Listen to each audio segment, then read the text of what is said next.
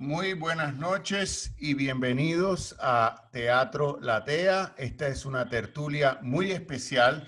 And this tertulia is very special because Libertad Guerra, the director of the Clemente Soto Vélez Cultural Center, asked me, and my name is Miguel Treyes, I'm the director of Teatro Latea, asked me if we could bring together some very attentive poets and scholars and folks that make up the New Yorican diaspora, Puerto Rican diaspora, folks from New Rico that are here to honor Adal Maldonado and Miguel Algarin. We all know they have passed away within 2 weeks, within the past 2 weeks or less.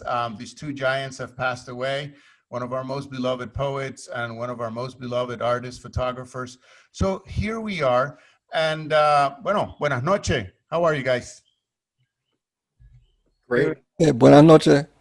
Buenas noches.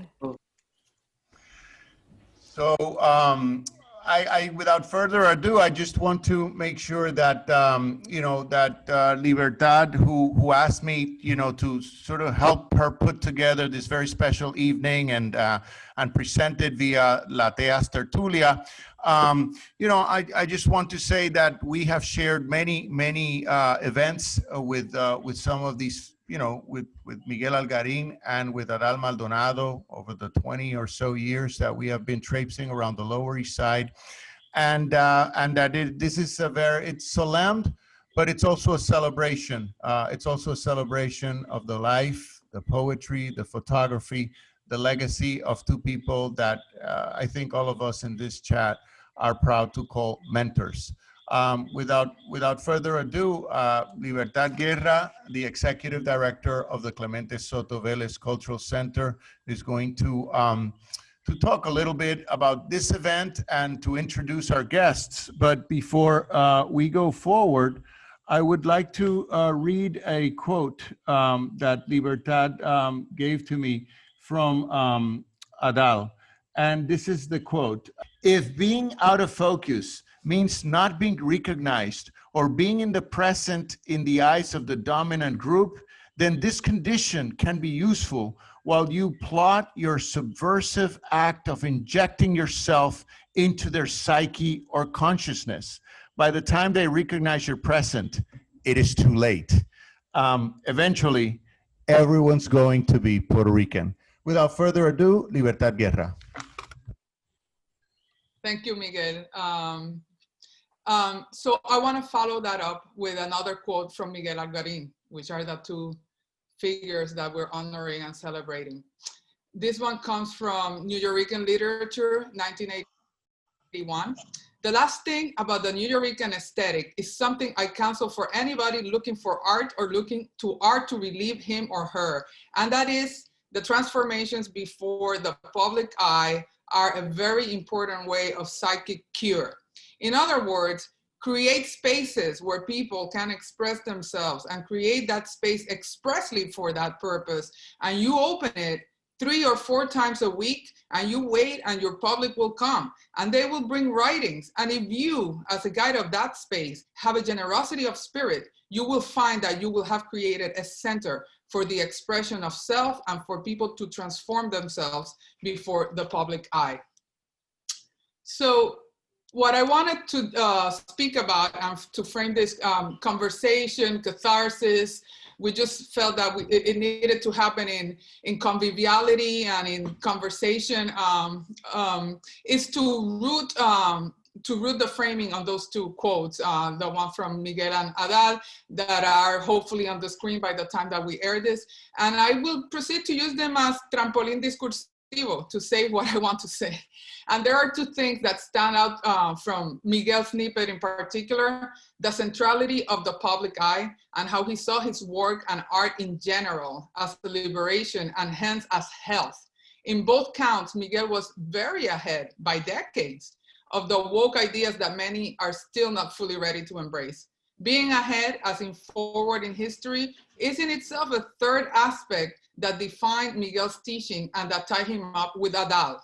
From Adal's quote that Miguel read, I get 4 things: the eye, as in Miguel's, This makes sense because he was a photographer, but also he was, it's the way he politicizes this eye.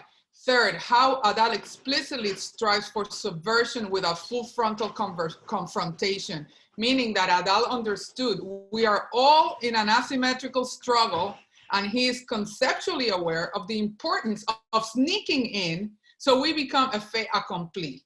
Finally, and more important and out of focusness, Adal was very comfortable with being uncomfortable or out of focus.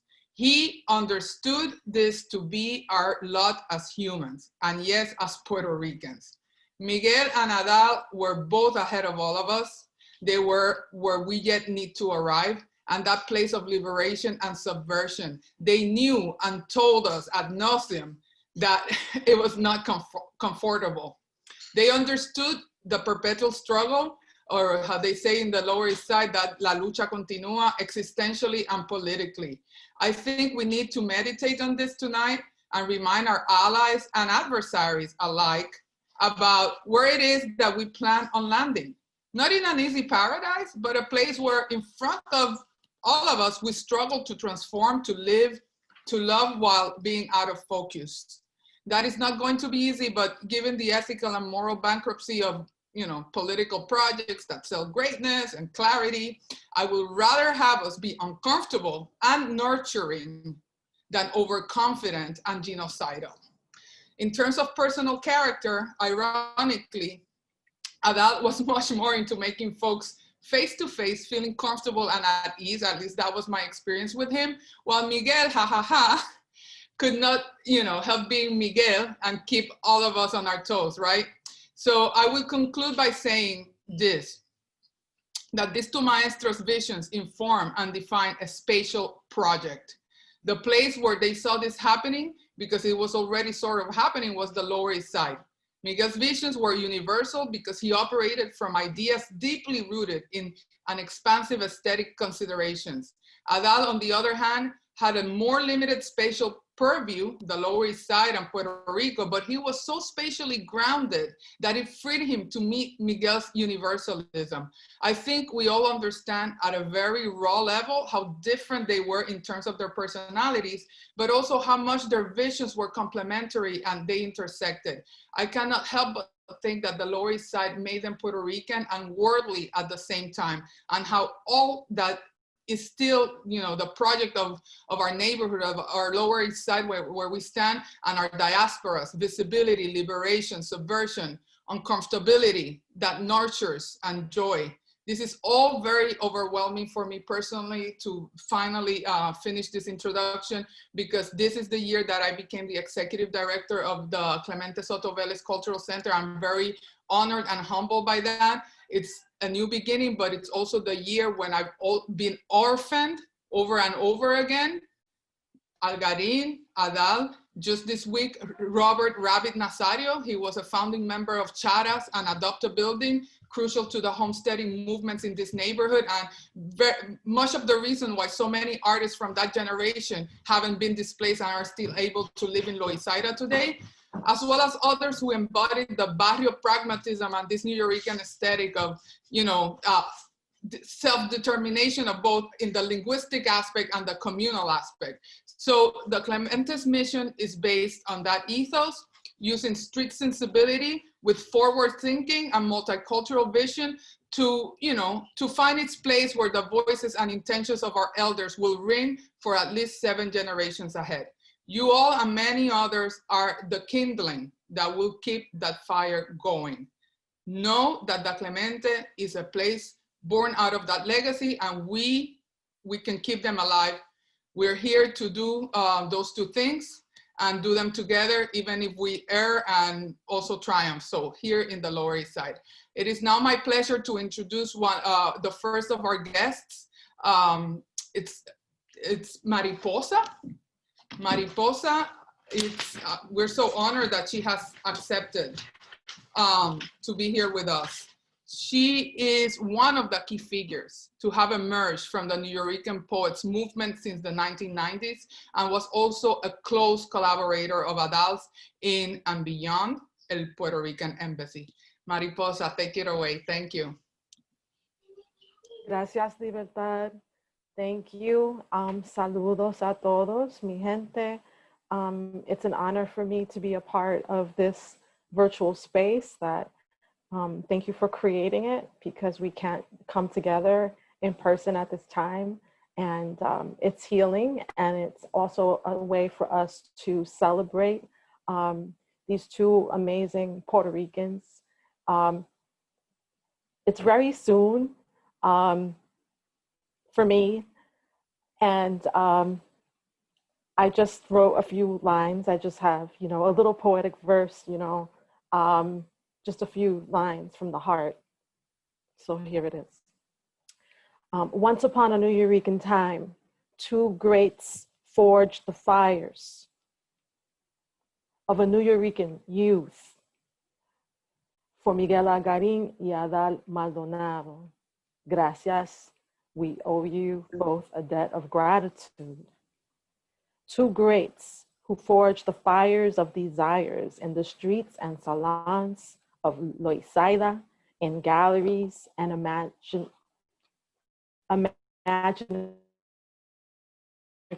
spaces, the beginning of many verses, as an out-of-focus citizen of a spirit republic of Puerto Rico, as a promise that you will never die a second death, that your lives will be celebrated, that your work will be taught, that we will continue to dance on the dance floor of our imaginations. My poetic dispatch to you from my diasporican heart, from the office of the head of state, now that the headquarters of Puerto Rican Embassy is now being run on the celestial plane, and you dance on the dance floor of your imagination in the hereafter with Pedro Pietri, Itato Laviera, and Tazaki Shange, Amiri Baraka, Luis Reyes Rivera, and so many others. And I don't plan on visiting the headquarters anytime soon.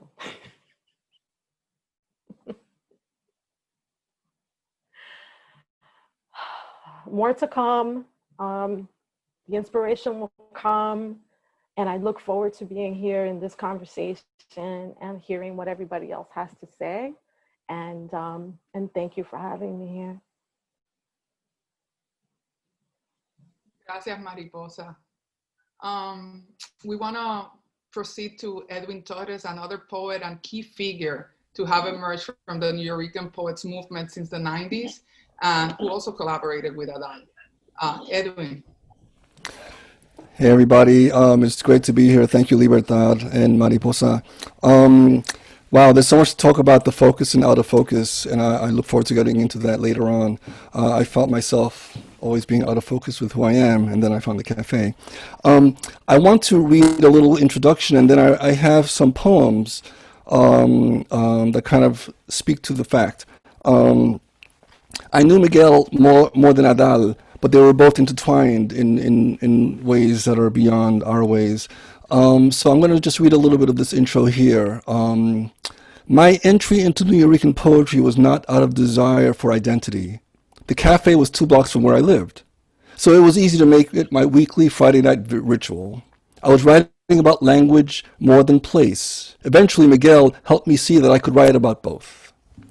Pedro Pietri was a force across barriers I didn't know about. His energy got me to look through my poems and search for any mentions of mango, to be a proud Puerto Rican.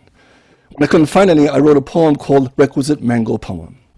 So this is an example of the humor and also insight that I was getting from being a New Eurekan poet. Miguel's ability to transcend identity was a gauntlet to be who I was. He heard me through my language and befriended me into encouragement. I was awarded the first New Eurekan Fresh Prize for Poetry on his birthday. I found his book, Body Be Calling from the 21st Century, years later, and was astonished at how much my eventual poetic arc had so much connection to his. No doubt he heard what I didn't when he knew to hear. When talking about the ever-expanding Puerto Rican diaspora, he said, "We're a small island, but we're loud." So he meant that our voice extended beyond our reach, across the nation, across the globe. There are many stories about Miguel, which we can get into later. One thing is that he gave me his grandfather's ring for our wedding, and it's a cherished possession. Anyway, okay. Gracias, Miguel.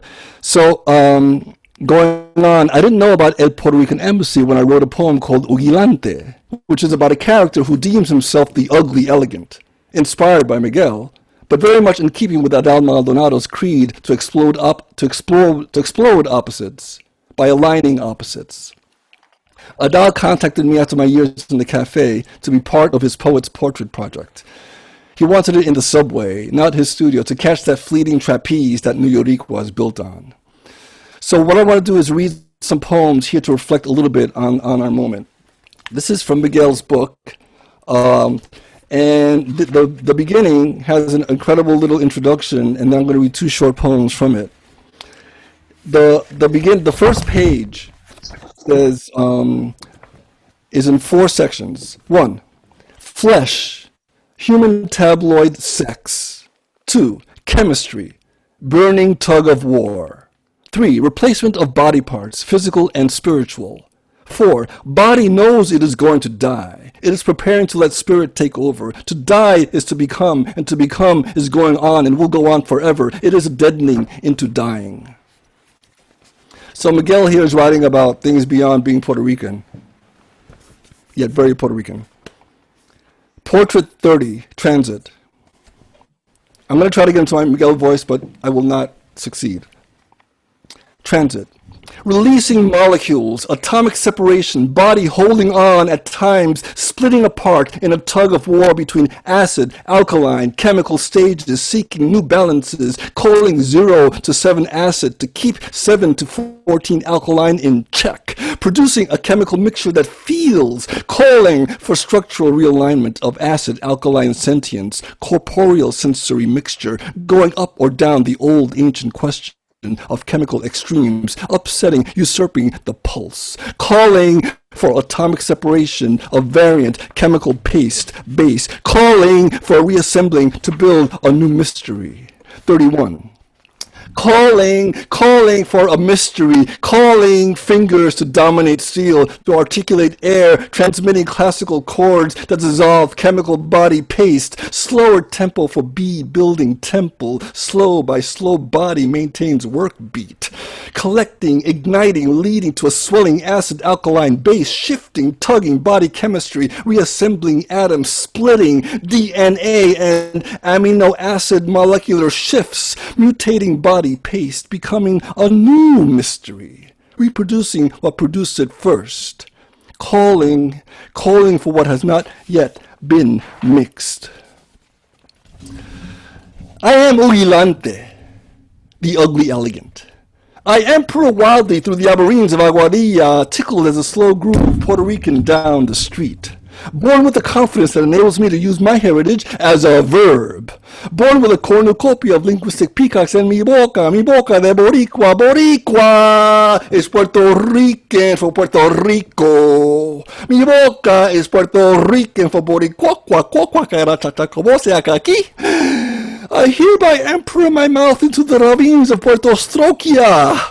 I hereby thank my neighbors, my family, my friends for giving me the confidence to go on stage to do practically anything in the name of Ugilante. Signed, Edwin Torres. So that poem goes on for a long time. But the ugly elegant is very much Miguel. And then I want to end this section with a poem by Miguel from his book, Love is Hard Work. So it's very different than the atomic acid alkaline exploration from earlier. This is called I'm Seeing Mikey's Body. 7th Street and Avenue A. What the hell are you doing in there? Your lips sewn, your eyelids shut forever. What do you think you're doing hidden in that casket? Come out. Come on out and let's play. What's a guy to do without you, without Cienfuegos, without his main mellow men? Who's a guy to play with, make words with? Got to get you back. How come you let me go? Didn't I love you with the right E? Not the one for empty, not the one for enough, but the one for eternally. Like, I'm eternally yours, you eternally mine. But now you can't come play with me in Tompkins Square Park, and I can't get mad at you? Figure that one out. Who am I going to be mad at? Damn, you take a lot of liberties. Leaving me in Loisaida, with all my planets a-twirl, silly like a spinning child, swirling and straining and crying, too. Like the day I was chasing you in Tompkins Square Park to make you stop saying what you were saying about me. I don't remember now what it was you were saying, but I skinned my knee trying to catch up to you. And what would I have done had I caught up to you? Except shake you and hug you and jump into our usual jump rope. Just you, me and Lucky skipping, twirling the rope faster and faster till we could shout at him, "You're out!" At which point Lucky would say, "It bees that way sometimes. And even after I die, it'll be that way always." Thank you, gente. Thank you, Miguel Adal. Wow, so moving. Just through the poetry, we get the whole cycles of the whole gamma of their influence. We want to proceed with David. Tarde pero seguro. Gracias por estar con nosotros. David Gonzalez is a 30-year veteran of the New York Times, including stints as About New York columnist, Central America and Caribbean bureau chief, and as co-editor of the Lens blog. He's a writer and photographer. He is founding member of the New Yorican Photo Collective and Seis del Sur. He also brings with us Tony Vasquez. Thank you for liaising there, a great friend of Adal. And take it away with your contribution. Thank you, Libertad. It's so good to see everybody, considering that we've been locked up for so long. And Wilson, my brother, how are you? It's so good to see you smile, brother. And Tony, coming from all the way over in London, it's past your bedtime, papi. ¿Estamos bien? Nunca. ¿Ustedes me oyen? Sí, claro, papi. No Chévere, no, por si la mosca. I just went through hell trying to get onto Zoom right now. Okay, papi. Tengo un aparato nuevo and I have my password. Brega, papi, brega, okay? Okay, aquí estamos. Okay. You know, I've known about Adal for about 40 years. I was a young photographer in college. And, you know, when you start studying photography back then in 1978, 79, the Canon is, the pictures may be black and white, but the Canon sure as hell is white. I mean, it was like, you know, I fell in love with the work of Lee Friedlander, Walker Evans, Gary Winogrand. Those were all great photographers. I also like Dwayne Michaels. I was into that stuff. And then I discovered Adal. And I was like, oh shit. It was like, this is really hip. Because it wasn't about, you know, the kind of gritty, realistic social documentary or the crazy kinetic streetscapes that Winogrand could do. It was like your dreams. And it was your dreams being put forward by a Boricua. So on some level, the vibrations caught. I actually met him about a year later at the Commonwealth office where Jorge Soto of blessed memory was having an opening. And I was so fucking scared of Adal that I didn't say shit. I mean, yo me quedé calladito. Back then, I mean, you know, he was a little different, so was I. You know, estamos más tranquilo ahora. But back then, I was just like, oh my God, this man's in the room. I gotta tell you, I love that book of his, The Evidence of Things Not Seen, so much. And I stole it, and I still have it. And I will, and that's it. Yo me lo robé. Because, you know, it was like scripture to me. It was like every night I would look and look and look and see how he did it. And then, you know, as time went on, I got to meet him. He was dating a friend of mine, actually. That's how we actually met back in '82. And his romance with my friend didn't last, but our friendship kept through. But it really wasn't until I started seeing like these works he did in the '80s, man, those portraits, just classic portraits, absolutely gorgeously lit. our people, and that's the important part about it, our people looking as they wish to be seen, as opposed to being defined by our problems and our dysfunctions, as so often happens in photojournalism, especially, that, you know, the serious is equated with suffering of nameless and interchangeable Black and brown people. What I loved about those portraits he did was, you know, putting our cultural best out there in a way that deserved, in a way that portrayed them as they deserve to be portrayed. The other thing that really blew me away, though, was the out of focus Ricans. That's like, you know, you take something that's an inherent flaw in a photograph, out of focus, and you make it work.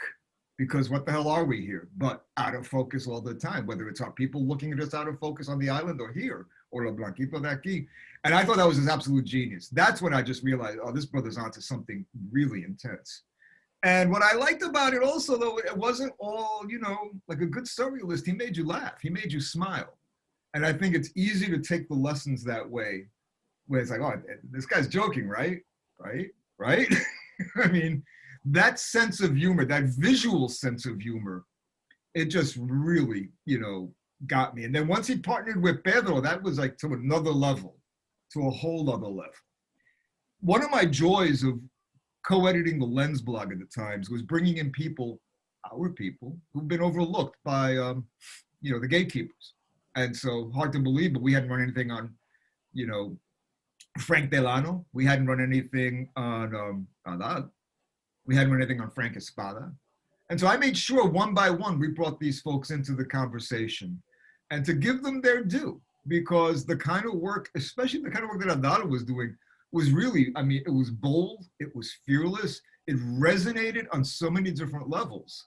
And, you know, on top of that, you know, it captured him. I mean, there's an honesty in his vision that really does capture him. And that's really hard because people want to beat other photographers. They want to cop somebody else's visual style.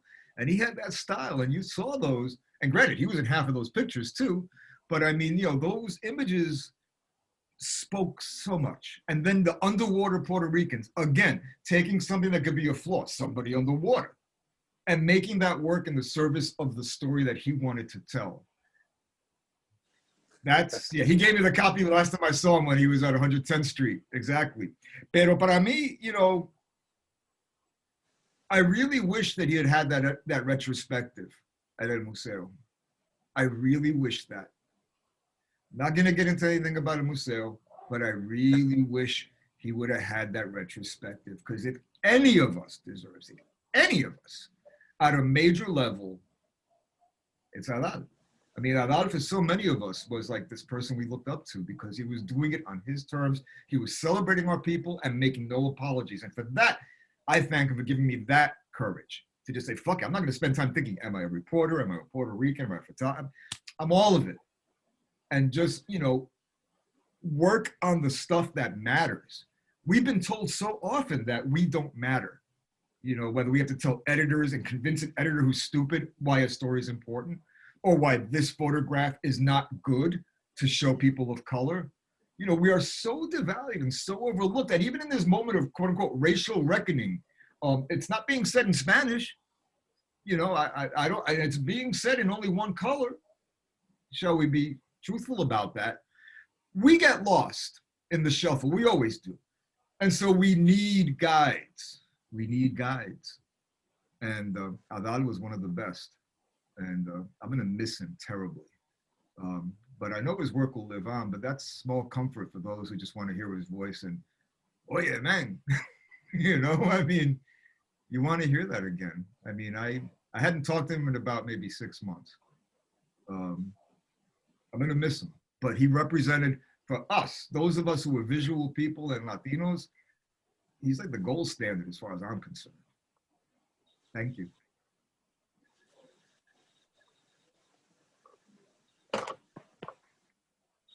Tony, do you want to say some words? I know that you're in London time, so. Oh, see, I just want to introduce myself again. For some of you guys that don't know me, I've been around. I've been around a long time. My real name is Jose Antonio Vasquez. I'm known as Tony T, Tonilo, tu say Jose Antonio, cuanta cosa. But and the president, soy Tonchi Vasquez. I've been here for about 20 years, but I have a long history with El Museo, El Taller, AHA, the Caribbean Cultural Center, Grupo Folklorico, the Fort Apache Band, Jerry Gonzalez, and I could go on and on and on. And I come from all those bubbles as a photographer, fine art photographer, and foco también, from the very beginning. I was one of the first to be featured on that Nueva Luz, Critical Mass, blah, blah, blah, and all that stuff. I'm basically a filmmaker, photographer, and I concentrate on omissions in history. That's always been my thing since I was a little kid in El Barrio, and the rest of the world. So I got invited to Lhasa. I went with Johannes Ballester to Puerto Rico. This is an adult story, okay? So here we are in some, no sé si era ¿cómo se llaman los hoteles? ¿Ah? El hotel que está como a 20 minutos del puente de Santurce, okay? Really posh hotel in Puerto Rico full of academics, right? So I took a walk over to Santurce, you know, family in the island and all this other stuff. And I was with Diogenes and Daniel Ling. So I was crashing out with them, doing various things. So and also trying to sort out some properties for my mother who's sick, who's in Cardinal Cook there next to El Museo. Because I used to have my studio, I took it over from Carlos Ortiz in El Museo back in the days for about 3 years. So I go to Santurce y hay una sequía, you know, there's a drought going on, you know, so I'm going from this hotel and all this, you know, this fantasy world into this other world. And then I start to discover that part of Santurce, which blew my mind because of all the political graffiti and how it looked like a blitz. It was destroyed, completely destroyed. I had to find a place to stay when I came back from Ponce y Adal me dio la llave de su casa. So Adal and I go way back to the time when everybody he was a bit of a bad boy, you know. Un títere de la esquina. We used to play a lot, man. The sense of humor was outrageous between us. And the thing was that at one point he wasn't that well, you know. He estaba bebiendo mucho y cuanta cosa, but he needed a camera, and I was going to Brazil. So I gave him my Hasselblad. And I think I wrote about this because when I found out he had died, we were already talking, but I wasn't sure what was going on, but I was kind of translating some of the pictures you were sending from the hospital. So I had this private dialogue with him about that. I said, you know, whatever you got, you know, let's sort it out. But, you know, you tell me whenever you feel like it. But the two stories to that is that before I go to Brazil, I give him the camera. I come back 2 years later, and I go, coño, ¿dónde está mi Hasselblad, verdad? So then I'm in New York going, where's my camera, right? And I go like, oh man, Adal, you know, Adal's got the camera. So I go to Puerto Rico, me lo encuentro en Santurce, sanito, clean. I have these great photos of him. You know, a baggy yellow shirt, I remember, el cuerpo lleno de luz, y con la carita esa que él tiene, tú sabes. And so he tells me, oh, you know, because it was like, I found out where he lived and I knocked on the door. He wasn't expecting me. He goes, oh, mira quién llegó. You know, and so he says, aquí está la cámara. And I say, oh, great, man. You know, you look really healthy. And here's the book. And I went, what's this book? He did Mango with the camera I gave him. So coming, I need my glasses, man. I'm getting like El Teatro Latea here and Wilson, and ya está Yasmin. ¿Cómo está Yasmin? And so that I saw the book, right? And I go, oh man, it's great. I was so happy that he did another project for himself, and he escalated, you know, all that energy he had, and including himself. So then the time that I'm in Lhasa, which is maybe 4 or 5 years ago, doing the Lhasa thing with Diogenes, and the Santurce that I discovered, which blew my mind, so I did a lot of photography then. He gave me the keys to his place near Sagrado Corazon in Santurce, right? So first time, so he gives me his keys, right? I'm crashing out with him for about a week. And the thing is that I wrote about it actually on Facebook. I was kind of picking up the energy, so I wrote about it when I found out, because when I found out, it was to David. And David, thank you for always remembering me. You know, it was through David, and I just poured. I was just pouring for about 2 hours. You know, just from a couple of things that happened before I even found out, like, I had a pile of books in a bookshelf without 2 shelves that was actually piled on top of this book. And I go, coño, what book is that? And I discovered it was the Mangos. I completely redid the bookshelf.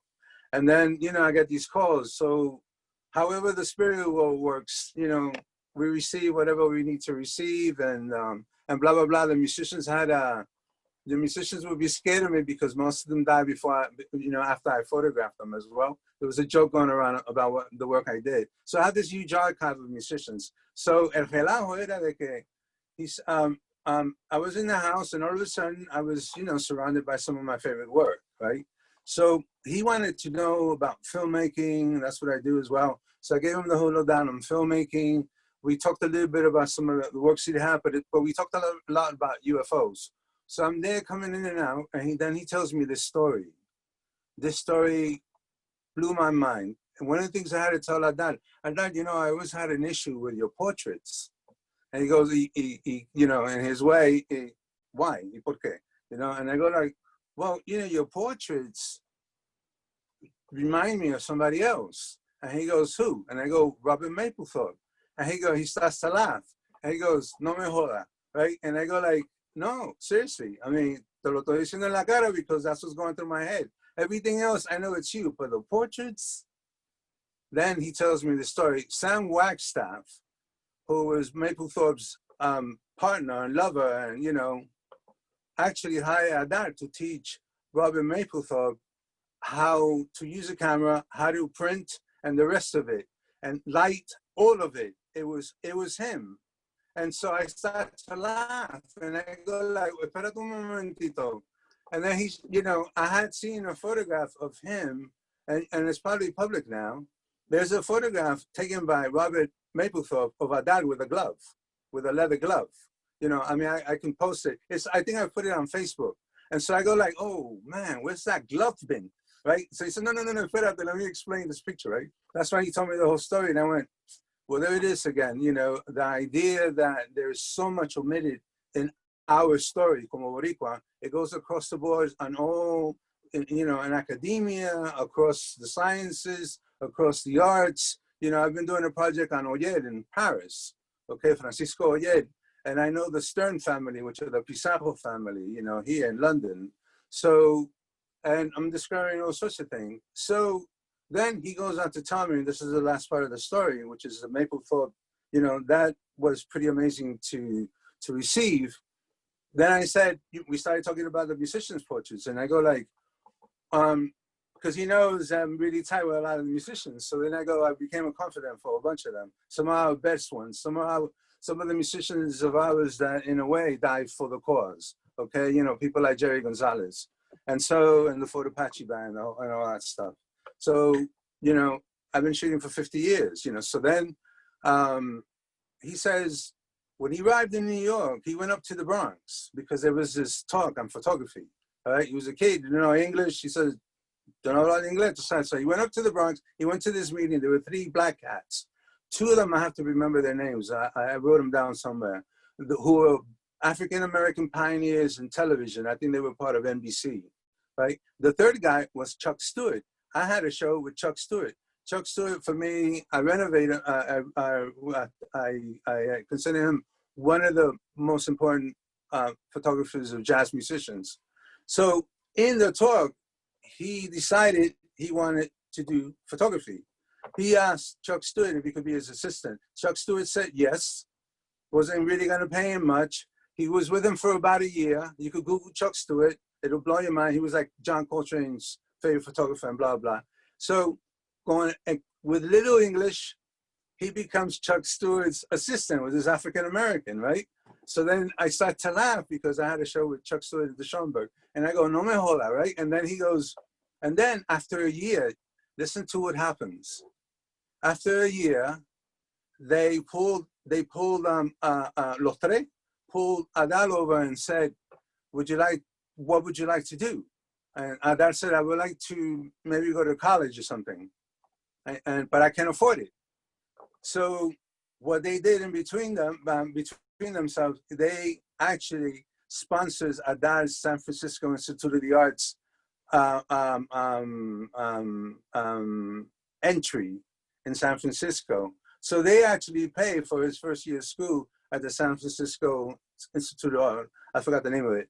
So, so I really didn't know that about Adal, and there's a bunch of stories about Adal that I can share, but I think those two are enough for now. I mean, there's a lot of stuff, I have images and all that.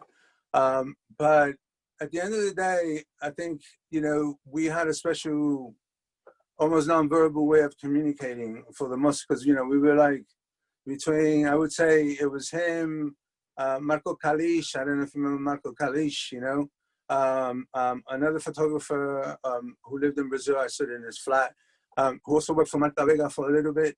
Then there was Manny, you know, eran los pepos, you know, besides, you know, las peleas que yo tenía con Jorge Soto y Medio Mundo and all these people. And in 1981, tenía tantas peleas because I was always questioning stuff, you know. That I was the kid who was born questioning authority, cocotazo de la mamá mía y cocotazo de la policía y de la escuela, no? And so in 1981, I got fed up with everybody's chip on their shoulders and I walked across America.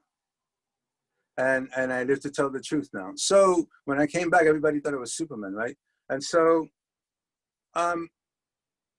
you know, these omissions in history, these bits, these connectors, you know, are so important.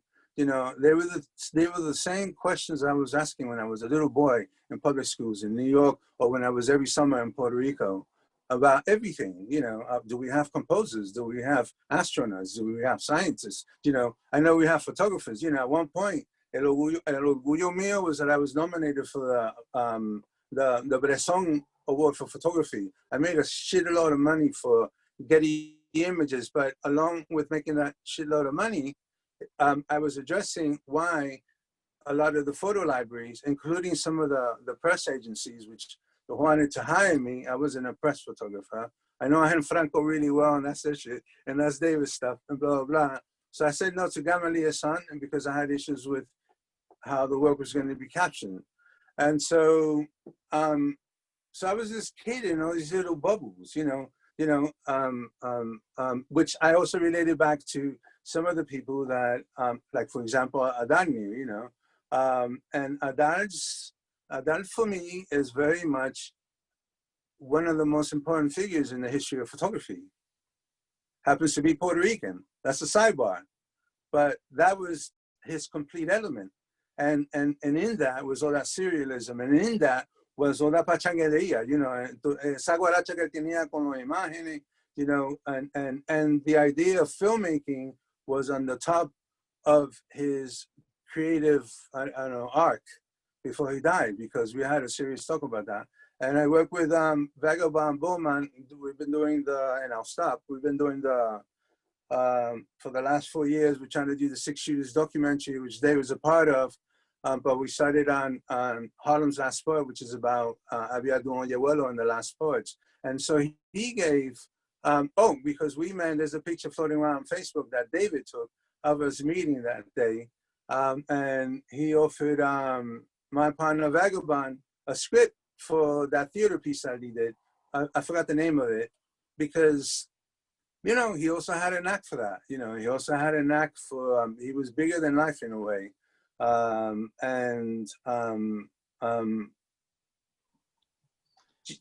know, I told him about his theater project. I said, it's like, you know, you're like the Puerto Ricans that's missing in Guys and Dolls, you know. And so he was like our Juan Pachanga con una cámara. So, you know, he will be missed. I had my bit of a cry with him.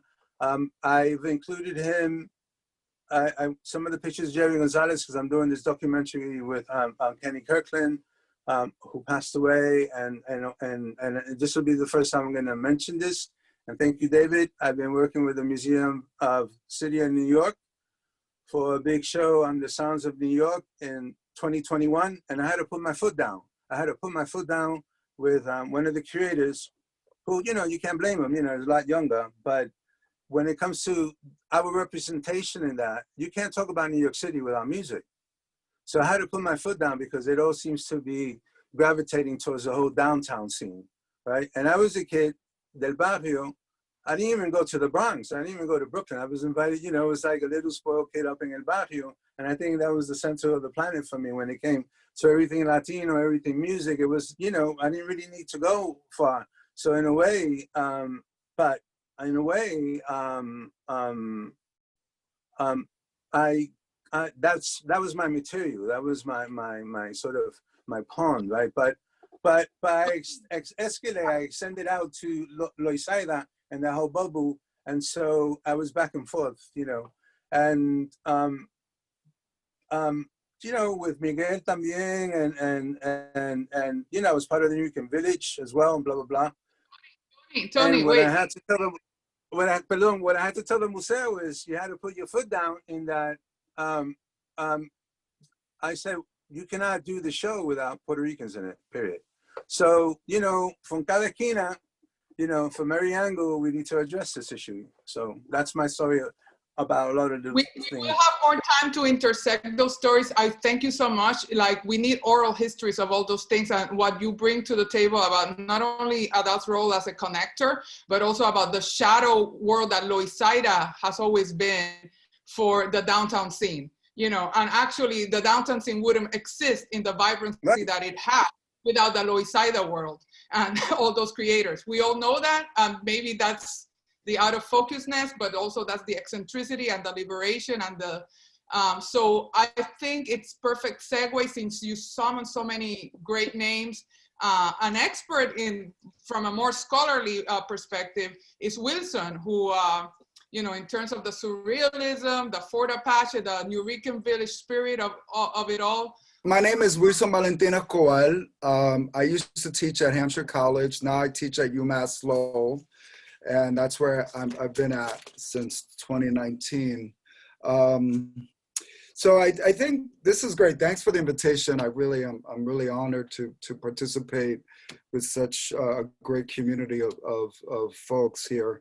And I think a lot was mentioned already. Sort of, I want to talk about a little bit what I like to talk about, sort of this bodega surrealist disruptions that are taking place, right? Not only by Adal, but a lot of my comments are obviously centered on Adal, but also centered on the Lower East Side. And so I remember when I first met Adal, I said, why the accent mark and the A? What's up with that, you know? And él me dijo, para joder. So I thought that captured, you know, his spirit really well. But it's also about problematizing, pushing the envelope. Sort of, what I like about it was that he had a spirit of sort of disrupting sort of the grammatical rules, grammatical syntax. And so he's like, no, I'm claiming this as my own. This is my identity. This is my professional identity. And so that A gets the second A gets the accent mark, Adal. Anyway, I want to start off, I'm going to read an excerpt of an interview that I did with Adal, sort of, I think, tease out some of sort of the frameworks that I think that are important for him and a lot of the works that he undertook, right? So Adal is entering sort of the Loisaida scene years after, you know, Eddie Figueroa, Pietri, Miguel Algarin, and you have the New Rican Poets Cafe in the New Rican Village. So he enters years later, right? And so, but I think he runs with a lot of the ideas, and he sort of concretizes them in a lot of his art projects, and he does that brilliantly. I mean, brilliantly. So in this interview that I conducted with him, I'm going to read an excerpt here. And I think, though, it's both funny, but it says a lot, too. So he's at the San Francisco Art Institute in 1968.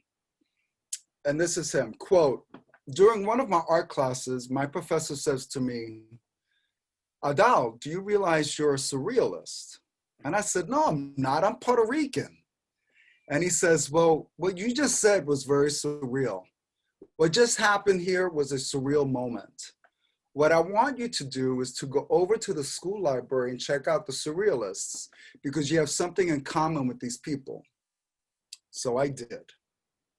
When I came back a few days later, the professor calls on me and asks, so did you find the Surrealists and did you realize you're like them? And I said, yeah, I did. And I found that they really like me. I read about these guys and I find that these artists were talking about taking frequent trips to the Caribbean, to the Far East, to Africa. And they were experiencing and investigating all this art that was based on some subjective realities. And they brought that stuff back to Paris and introduced some sort of repressed sexual Freudian concept and suddenly just called it surrealism. And you know, that's been my condition. That's how I grew up, looking at images of crown of thorns on the hearts and saints that levitate and talk to animals. And you know, people in my familia who talk to spirits. That's the way that I was raised, and that's my everyday common occurrences. And to me, and here, I find that there's a movement called surrealism. The same shit that I've been doing all my life, right? So what I found here, what's really, is that he's sort of usurping and decentering sort of a very Eurocentric narrative around surrealism, right? It's a very powerful statement. And so we can't look at Adele simply through this very Eurocentric lens. But he's saying, no, I'm the one. These people have sort of co-opted these traditions that exist in our communities, you know? So they're like me. And I love that. I love that story. I love that. That's one of my favorite parts of that interview, which is a very powerful testament to literally a lot of the works that he did, including not only Puerto Rico, Puerto Ricans Underwater, My Selfie Project, the Blueprints for a Nation, at Puerto Rican Embassy, the Out of Focus Nuyorican. But I think what he does really well is he takes the spirit republic of Puerto Rico and decenters that spirit, very much like in the Nuyorican village sensibility, to really talk about sort of sovereignty without sort of this fetish around territoriality. That's what and so he's going, it's a spirit republic. You know, this is not about boundaries, not about land. It's about a consciousness. It's about decolonizing your brain. It's about a way of thinking, right? And so it's that famous picture of him as part of the Blueprints of a Nation of sort of, he has, you know, he points the arrow to the gene. This is where this is where the colonialism is, and you got to transform that. And so, which I love, in that by decolonizing yourself, literally, he's like, you can argue, you can dance, you can fuck, you can deconstruct, you can create, you can dissent, you can laugh, you can question, you can fuse, you can make nonsense, you can dream, you can eat bacalao, you can defend your family, you could shift your assemblage points, you can gain respect, and you could also refuse. So that's, I love that. That's part of this as Spirit Republic, you know. I think captures a lot of what he was trying to do, you know. And for me, I think the out of focus, I was like, when I asked him about this, I was like, out of focus, and I presented on this, and Uras heard me present on this, you know. What I find interesting is that a camera, when you take the picture, right, obviously the photographers in the house here could say this, is that obviously you don't want an out of focus picture, obviously, right? So he was like, but you know, when you're colonized, you're out of focus, you know? And so that was the thing, that's what he's getting at, you know? But I was like, but then, you know, I'm saying to myself, pero carajo, when do we become in focus? And he's saying, essentially, he doesn't say this, but this is kind of my deduction, is that his photographs are also projecting a future to be in focus.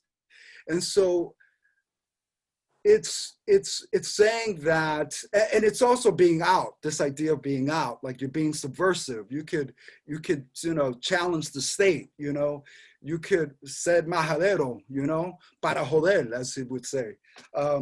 That's a powerful position, but it's very slippery too, right?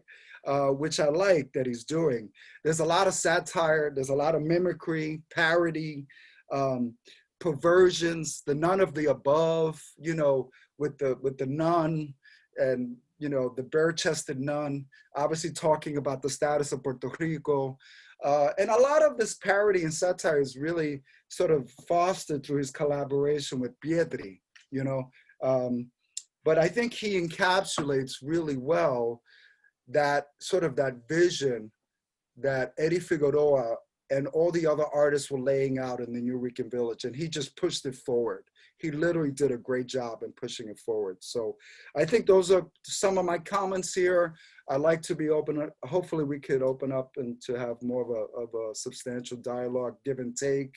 But I think as part of the intellectual critique here, for Adal, art is about decolonizing. It's about reframing, transformation. It's about social surrealism. You know, surrealism is a verb. It's not just a framework, it's action. And I think that's what it's about disruption. And that's what he was hoping to do. So thank you. Thanks a lot. Thank you. Wow, gracias, Wilson. Te la comiste, yo. Sí, súper, por contextualizar. I wish like that sort of analysis came to me after brain surgery. It's amazing. So a good segue to this would be with Jasmine, who's an art historian curator, and she's the author of her dissertation, New Yorican Vanguards, Political Actions and Poetic Visions. She was active in the downtown scene that we just referred to in the early 80s as a club kid and an art critic for the East Village Eye. And of late, she has been an independent curator. She co-curated Presented at Young Lords in New York with Johanna Fernandez. And that was part of a 3-sided exhibition that Wilson and I had the pleasure to collaborate with Wilson on the Loisaida version of it, which Adal was a great collaborator, so generous with us. And we also had the pleasure of collaborating years ago I know David Gonzalez mentioned this, why hasn't Adal gotten a solo show in El Museo? Well, the first solo show he did get was actually very late indeed as well. It was in 2009. It was the Blueprints for a Nation in the Center for Puerto Rican Studies. And I was honored enough to be working there, Jasmine as well. And like so much that I learned from him in helping him with all the details of installation.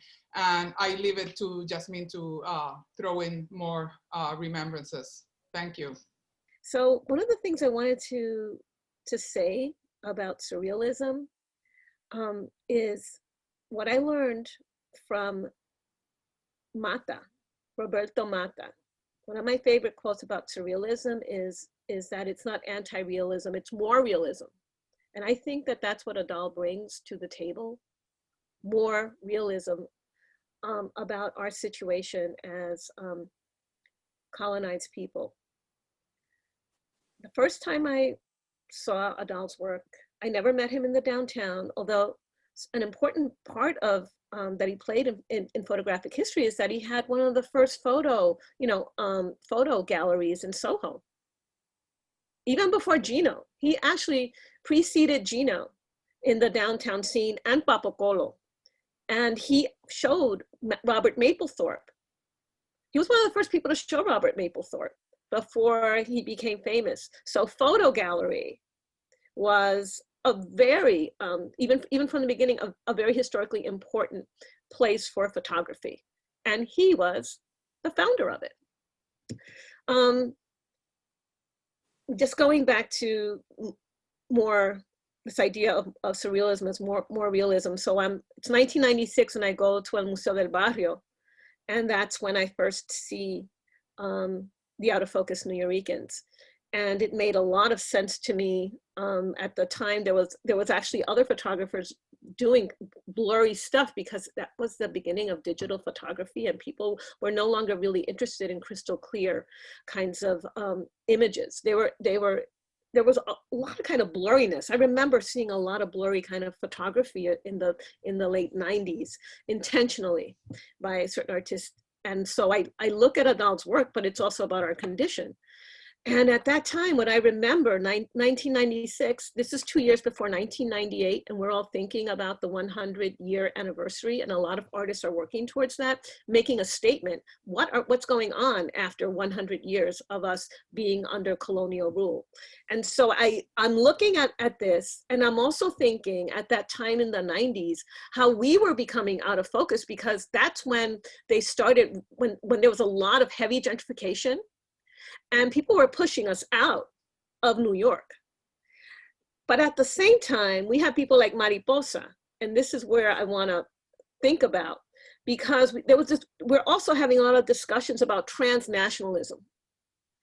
And I was thinking about, wow, I think he's talking about some transition within us, and what, from being Nuyorican to thinking more globally, and what happens pretty much like in a year is when Mariposa comes out with that that transformative poem, Ode to a Diasporican.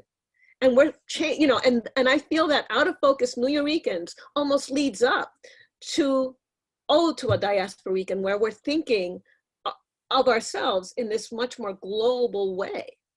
And then what happens in the 2000s? I mean, Adal's work, it's very important aesthetically, but he was also an activist and a very, very serious person who was consistently looking at how he can, through his work, comment on the political situation, right? So when we were doing that exhibition, which I curated, it was, it was something, Adal was an artist that I felt that the Centro had to have exhibited. And I knew that he wasn't getting the attention. So that was one of the first people that I really wanted to work with. Him and Nitsa, who had also kind of been ignored for a long time. So I also did a little retrospective with Nitsa. So one of the things that we had in the exhibition that he put together was a little overview of his work.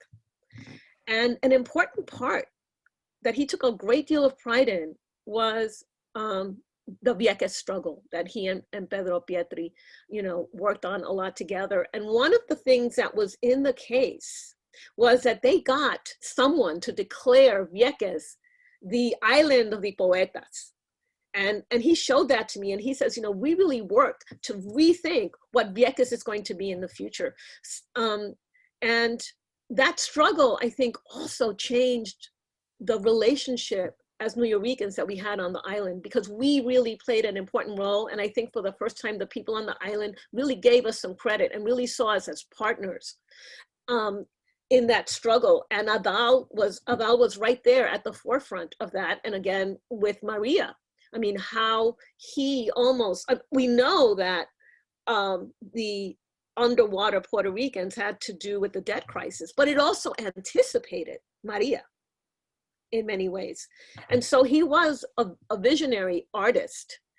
You can almost see through his work that he's 2 or 3, 5 years ahead of what's going to happen. He can almost predict what's going on.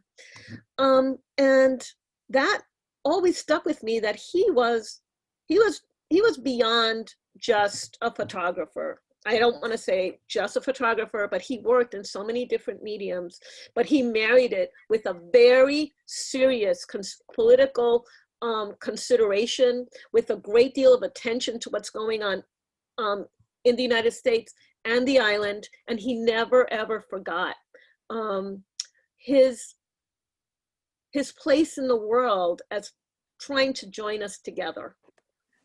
He really saw himself and his art as a vehicle to raise consciousness, as a catalyst for a greater awareness.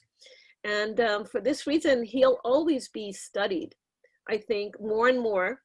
That book, Weakenness, for example, that just came out, has a lot of good work on his importance. And he died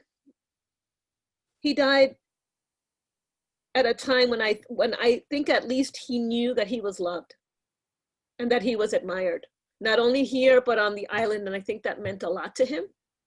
And so just the same way that I cried a lot when Juan Flores died, I also remember thinking, he died at a high point in his life. He died when he was doing the work that he wanted to do. And so, Juan and Adal, they both died for us too soon, but they died at a peak and they died loved. So, thank you. So to bookend this with going back, returning to a bit of Algarín. Thank you, Jasmine, for that, because it bookends a little bit of the circle of Adal. Let's go to Ura Joan, who, what is Ura? He collaborated with Adal and Miguel. He also wrote about both in his landmark 2014 study, Visible Movement, New Yorican Poetry from 60s to Slam. So, Ura. Gracias, Libertad, Miguel, Clemente, and Gente for organizing this event. So just maybe I'll pick up on one thing with Adal and connect it to Miguel and focus my attention on Miguel. Picking up on Jasmine, I remember going to meet with Adal when he was doing one of those Viequeton events. And I remember being really impressed because he was doing something for a gallery, like uptown, like super fancy, but he was code switching institutionally between this really, really kind of Loisaida specific downtown community, New Yorican stuff, and the kind of the high art world. And I was like, wow, that's amazing that you could do that. And I always got that from Miguel, right? We think of code switching in terms of Spanglish, but I think that's another type of New Yorican code switching, is inside and outside the institution, right? Para la comunidad, pero también, demanding a kind of space at the table. And I think of Miguel Algarín as really a visionary in that sense. So I'll just, say a few things that I wrote down upon Miguel's passing. So thinking also about how strange Miguel is as a revolutionary, he certainly was, in the context of the 1970s. Think of what we associate when someone says revolutionary in the 70s. You think, Viva Puerto Rico Libre, right? You think third world Marxism, right? But Miguel was really thinking in the institution and in the community, right? So he had that beautiful take on the Young Lords, right? And I think the Young Lords are in the backdrop in a way of a lot of our conversation, saying, what happens if the Young Lords had stayed in Loisaida, right? Had stayed in New York, I should say, right? Including Loisaida, right? Instead of gone to Puerto Rico to fight that battle. I don't think he's minimizing the importance of that struggle in Puerto Rico, but thinking of just the need to root a politics, right, in a physical space and a community struggle that's also a psychic struggle and a struggle over language and a struggle over institutions, right? So in that essay that Libertad references, Miguel has that striking line about the debris of the ghettos that I quoted in my book, right? And so for him, the experience of fighting to survive in a place like Loisaida transforms you, right? It makes you into a new person. And in a way, it beats you down, but it also gives you all these tools. These are tools that you can share with other people, right? And so it's really a poetics of transformation. And I think we could think about Adal alongside that continuum as well, right? So aspects of that institutional culture. Well, one, he's a professor, right? So he's actually mentoring people, right? People like Nancy Mercado, right? People who've gone on, Tato Laviera even, right? People who've gone on to be legends in their own right? We're students of Miguel's at Rutgers, right? But then also that image that recurs often of Miguel like sweeping up the cafe after teaching at Rutgers. So again, this kind of institutional code switching of showing up at the official institution, but thinking about spaces like the cafe as alternative institutions, right? For communities and histories that are shut out of those mainstream institutions. And so when David talks about, right, that struggle, right, in journalism, right, or in photography, I think of Miguel as modeling that, right? So he's publishing the New Yorican Poetry Anthology with William Morrow, right? About as establishment a press as you can think of. But he's also self-publishing books, right? Through the New Yorican Poets Cafe own press. So again, at the grassroots level, at the institutional level, adentro y afuera. I think that's really powerful. Now that's a cliche because everyone gets it. That's the hustle. We are all kind of oppressed, by neoliberal institutions, larger and vaster than we could ever imagine, and struggling to retain a sense of who we are outside of those tentacles. But I think Miguel was a visionary in seeing that somehow we were always inside and outside, in focus and out of focus. I think that's the way to connect both of them, right?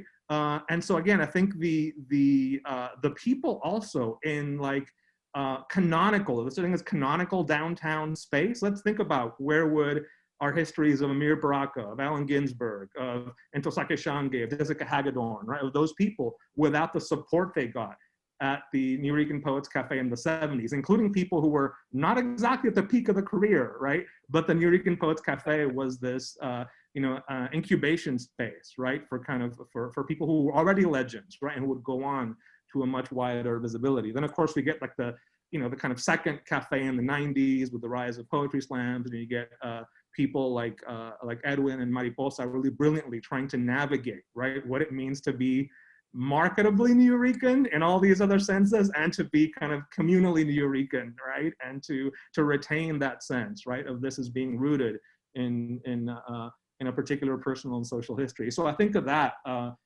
Miguel is a kind of poet of the possible, in the sense that the personal is social, but it's also institutional, which means counter-institutional, and it's also conceptual, right? I think we admire Adal so much for being this brilliant Boricua conceptualist. Well, guess what? Nuyorican was a conceptual identity too. It's not rooted in blood. It's not even rooted in language, right? It's rooted in this kind of psychic experience. And so now it's a cliche to say, oh, cultural nationalism. Yes, cultural identity, right? But because we're saying Nuyorican is a cultural identity, right? And it's a cultural identity from below. And it's also, guess what?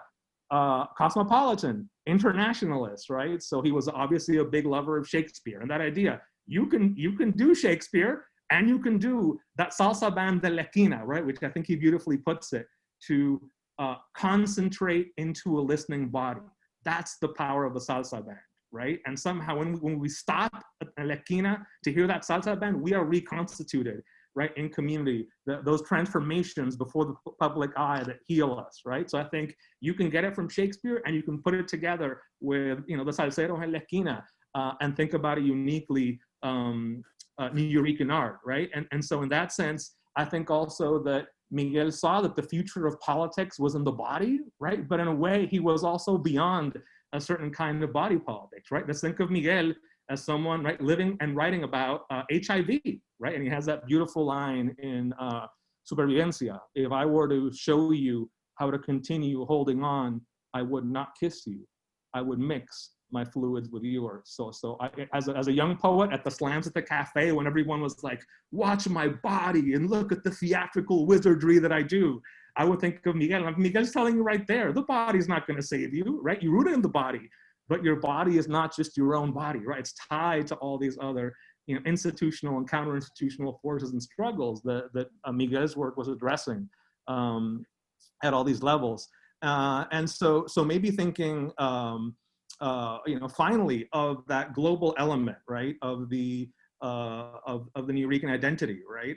The fact also he's a translator, and when he translates Pablo Neruda, of all people, right, he picks this kind of weird book of Pablo Neruda, Canción de Gesta, right, Song of Protest, right, and a book that's kind of saying, I'm not going to be the programmatic communist political poet. I'm going to have the social justice vision, but I'm going to do it in these really eccentric terms. In a way, it's Neruda apologizing for Stalinism. That's kind of the Neruda backstory, but I think it tells us a lot about Miguel, that he said, okay, you can have a political vision without being programmatic. Think about how unusual that was in the 70s, right? Thinking of, the Lords with the 13-point program and platform. So I think of one way in which Miguel fits in, right, with Pietri and Alal and all this, although we're big on beefs, I want to be bi. I want to have the cafe, and I want to have the Nuyorican village. I want to be pan, which I think would be maybe more in Miguel's tribute, right? In Miguel's spirit. I want it all, right? When I want it. And so I think of that sense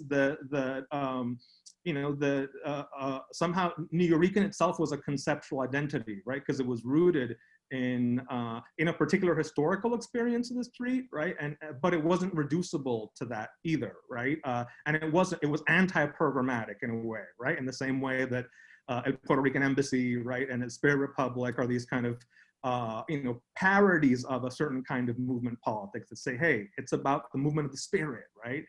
So I think of both Adal and Miguel in different ways as struggling to channel that legacy of the Lords and say, yeah, we need to organize as a community, but then trying to think, is there a way where we can make room, right, for a kind of arts and culture and personal and social history that isn't always programmatic, right? That's lived in all these ways that are messier than that. And I think Miguel is a great poet of the messy, right?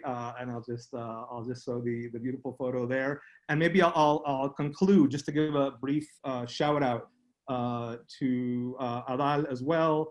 So Adal me pidió que leyera para un show de él en Roberto Paradise en San Juan en el 2015.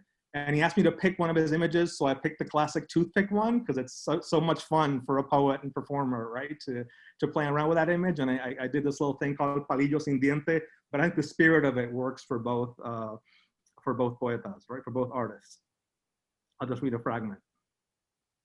Los out of focus de Adal en el corral de guagua aledaño a los predios del Tedio que hoy llamamos multimedio o performance art o intervención urbana, como si todo lo urbano ya no estuviera intervenido por el sonido del coquí autotuneado, cual cafetal neoliberal que colinda con la capital y sus millares de billares donde el hacker Sabú y Oscar López hacen tiros con piquete y otros pocos que somos muchos piquetean entre tiros o pierden su retiro y leen a Piketty explicar el capital en este momento global decapitado donde todos somos diáspora en historia o en proceso y todos vamos vestidos de nudistas en la playa multinacional del data mining,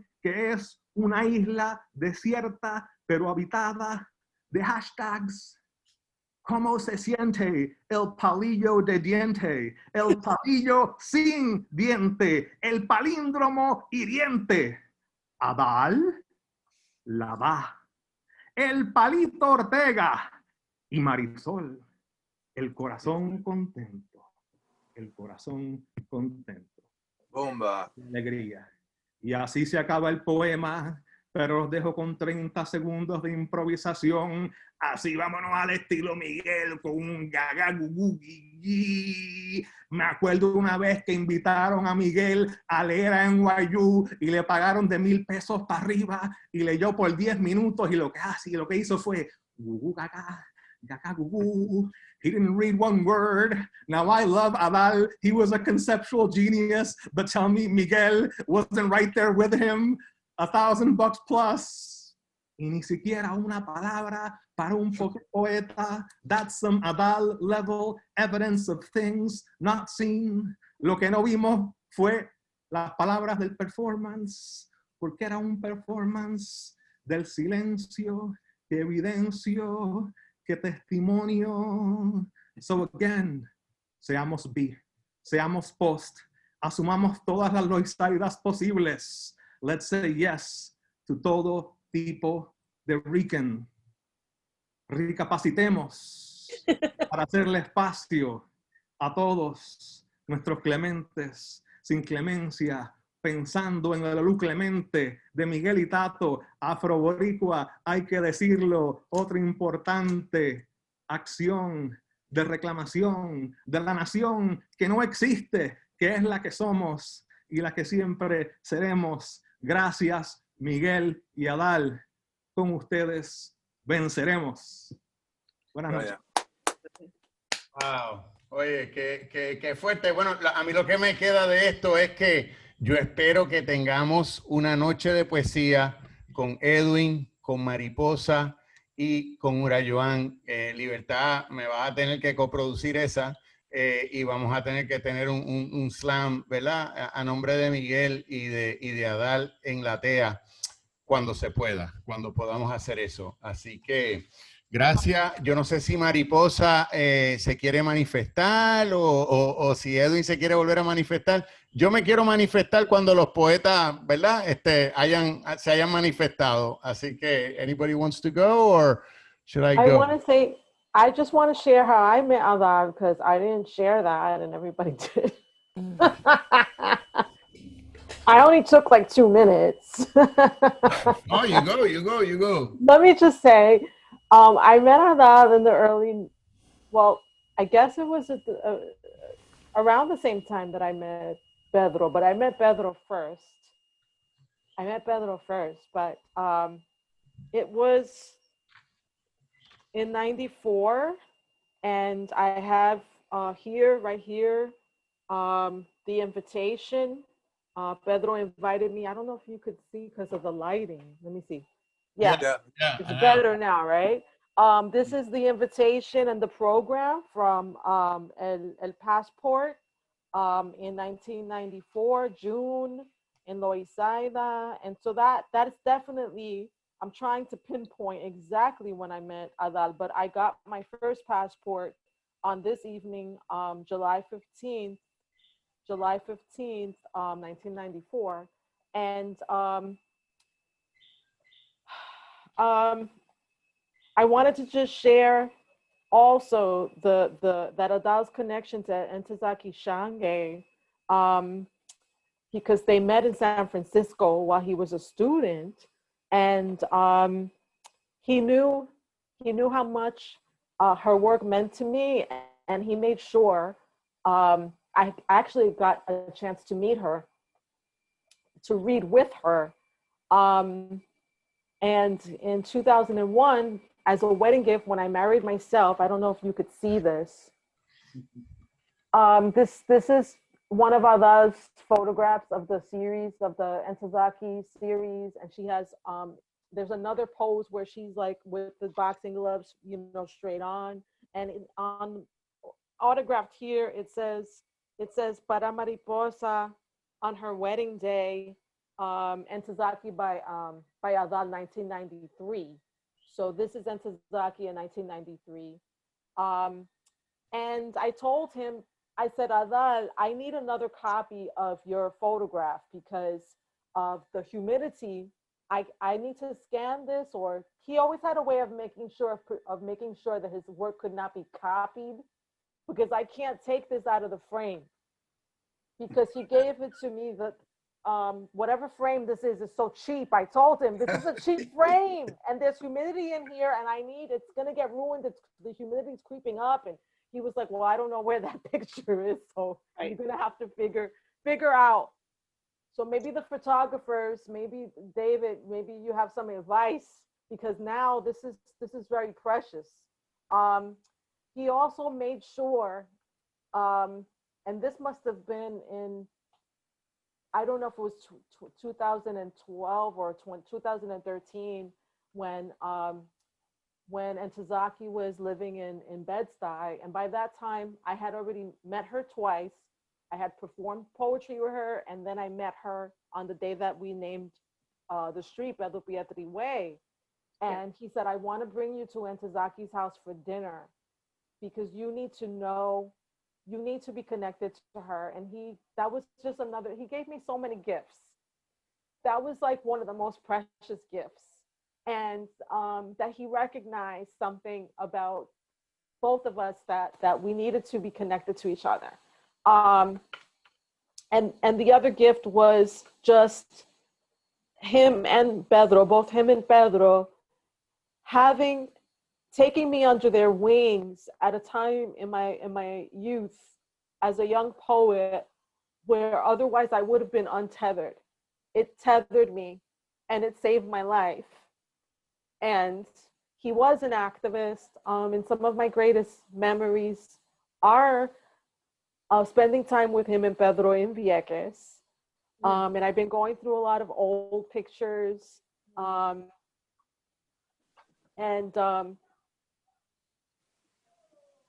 it's impossible to think.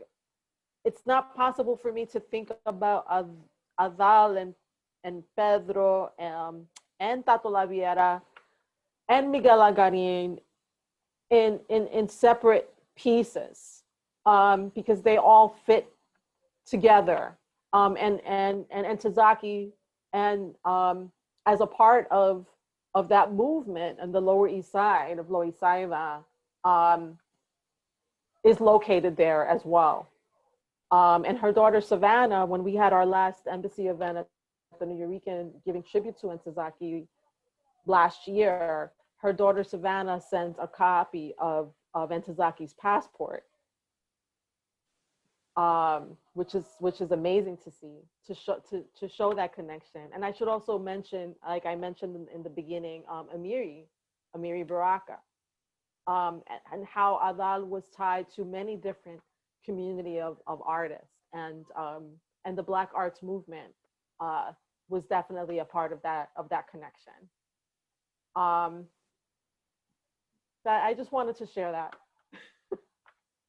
Wow, gracias. And I really hope we get everybody for that slam. I want that slam at Latea in honor of Miguel Algarin and Adal. Maybe we can stream Adal's images, and out of focus and in focus, and have Ura Joan and you, and have Edwin Torres. I'll be ready then. I'll be ready.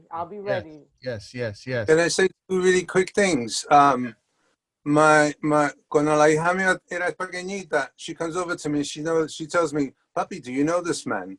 And I go, she wrote his name down. It was Pedro Pietri. He said, and she tells me, well, he was teaching poetry in my class. And I went, oh my God. So that was my reaction to that, right? So that was my introduction for her into Pedro Pietri. The other thing too is I can't get away from is, I don't know if it's Adar's original lema, his motto, his slogan, is that, he jotted down that that the imagination was a sovereign country.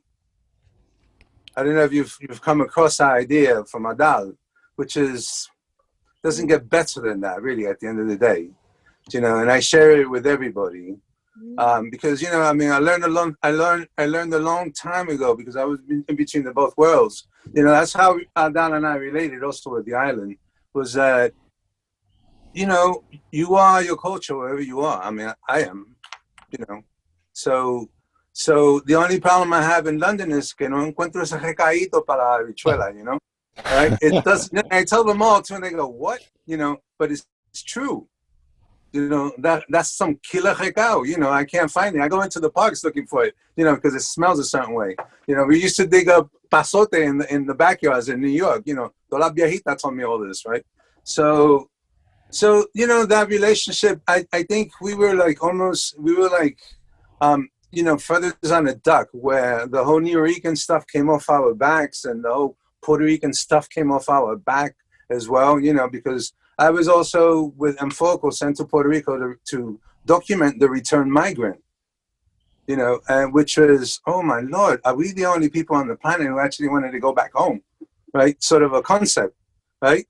Essentially. So, but what I think I would finish off with right now, there's a lot to share and talk. It's just the idea that, when I come across Aldad's idea that the imagination is a sovereign country, that's pretty powerful for any kid.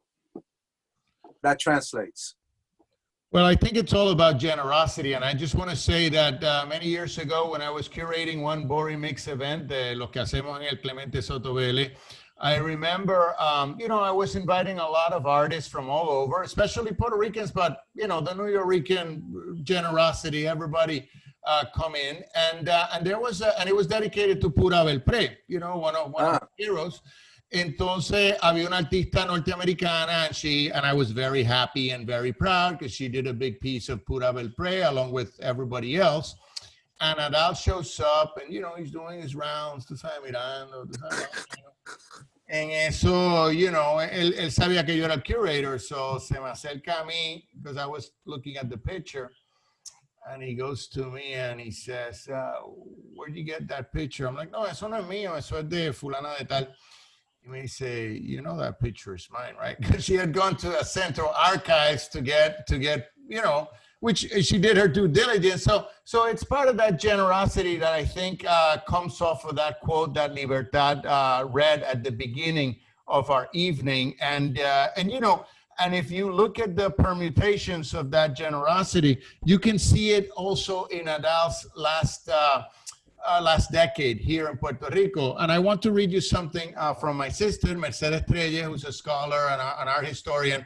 And she writes, en su penúltima serie, Puerto Ricans Underwater, Adal convocó sus modelos por las redes sociales, en Instagram y en Facebook. Y los retratos se volvieron una colaboración con todo tipo de gente, las del mundillo del arte, los usual suspects, pero también estudiantes y gente que se gufiaba la idea de que los retrataran sumergido bajo el agua en una estrecha bañera azul en Santurce. La mezcla entre la claustrofobia, la colaboración del artista y su modelo y el aspecto alegórico de unas fotos de ahogados en una isla ahogada de deudas hizo de esta una serie que resonó tremendamente con el público, going back to that surrealist ethos that he, and you know, and that brought me to a very a family affair here, because I met Miguel with my mother, the literary scholar Carmen Dolores Hernandez, and we would be hanging out in the late in '87. We went to El Café to see Miguel, and a series of interviews ensued, not just but Miguel, Tato, Pedro, and you know, the folks.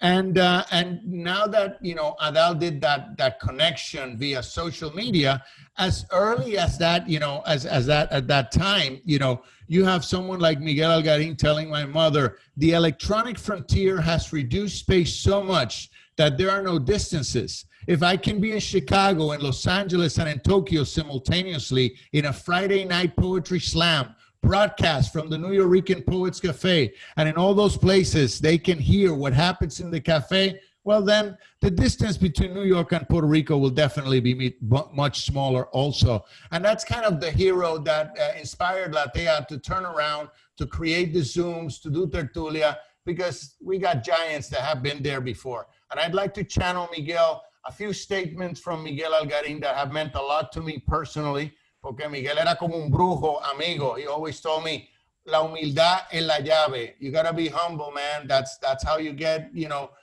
the spirits. That's how you get that thing. And in that regard, let me read to you this testament again from my mother's book after those interviews, some of which I was a witness of. Y Miguel dice, I was born on this island. I was raised in New York, and I feel I have 400 years experience. I don't have to hide anything from anybody. I earn my money teaching the white man from the North his own culture. My classes are cultural classes given in English, and they are about Shakespeare. There is no reason for the insecurity that I find in Puerto Ricans from the island who want to insist on the purity of Spanish over English, especially when I see that in Puerto Rico today, almost as much English is spoken as Spanish. Y después de eso, again, another demolishing sort of statement from Miguel Algarin. We never had to reject our Puerto Ricanness to affirm what is North American in us. That is important. To reject what is North American and to insist on being Puerto Rican while one is over there is absurd, you know? And in the cafe, I have North American theater, white theater, Chinese theater. Some people come up and say, Miguel, I would like to see more Latin theater. And I answer, why? When the time comes to produce Latin theater, I will produce it. But I do not have to do it now because I never base my work on pro-Puerto Rican affirmations where the white man, the black man, or the Chinese man could not enter. I will publish a book with all the plays that I produced during the last 25 years in the New Yorican Poets Cafe. It will come out shortly. That we know what that is. And finally, just to finish my, my homage to Miguel Algarin, a generous soul, a great poet, and a friend. He said, and I love this because there's always a thing. I mean, you just brought up the fact that Adal taught este tipo Maplethorpe. So, there's always been saying that, pero tú sabes, Ginsberg and all these folks, coming to the cafe. So here's Miguel. I have a strong relationship to North American poets. Allen Ginsberg, William Burroughs, they all discovered the New Yorican Poets Cafe when it really got going, and they were aware of our activities, and it was clear to them that what we were doing was very much in the tradition of bringing poetry into its popular mode and returning it to the people. Poetry has always been an art of heightened communication between people, and I don't mean between readers of poetry, but between people. They were instrumental in making us feel that we were doing what we were supposed to be doing. But they were not in any way our inspiration. Ginsberg is a Jew. Robert Creeley is an Anglo. Burroughs is an Anglo. They are all aware of our work, and New Yorican poetry means something to them. If you went into a mainstream literary poets meeting and you said New Yorican poetry, they would recognize it as Puerto Rican poetry. That has to do with the fact that we write in English, and that has to do with the fact that we are accessible culturally to them. I rest my case. I think we should have a dialogue right now. Everybody, I don't know, I was looking at a photo by Yasmin sent, and that was, Yasmin, you were there with Libertad and Adal and Urayuan, and there was another woman with you who I know, but I Miriam Basilio. Right, she was at the MoMA at some point, right? Basilio? She was at MoMA, but now she's professor of art history at NYU.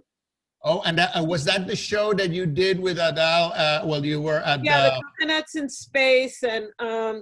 I have, let me just read to you what happened that night. I pulled it up. I still have all of Adal's emails. So this is what he wrote. Good. Urgent communique, May 13th, 2009, cultura equals identidad. El Puerto Rican Embassy requests that all participating artists, presenters, and organizers wear black to Adal Maldonado's inauguration of Blueprints for a Nation and the launching of the Cápsula de Time by members of the Puerto Rican Embassy to take place on Thursday, May 14th at 6 p.m. at El Centro de Estudios Puertorriqueño Library. In order to show solidarity with our brothers and sister artists in Puerto Rico, fighting to stop the closing of the School of Fine Arts, La Escuela de Artes Plásticas, in Old San Juan, and to reinstate funding to all arts and cultural institutions on the island taken away by Governor Luis Fortuno's current government. That's what was going on right at the time of the opening. And so we did this action, and it was telecast in Puerto Rico as well. Yasmin, dime. Was that where Tato Laviera was there, right? Tato Laviera. Was Tato still alive then? He might have been. He died in 2013. Yeah, I was and so there. Sheila, there's a video that Sheila Candelario is leading us all in a moment of silence. Yes, that's it. That event. Oh yes. My God. That's so hilarious. There's footage of that, and Sheila Candelario is leading us, and she's standing next to Adal. That's right. And she's leading us all in a moment of silence, and the moment went on very long. And then I opened my eyes, and I'm looking around, and whoever the camera person was, like zoomed in, and I'm looking, waiting for the moment to be over. I think I have to find that footage, but I remember that.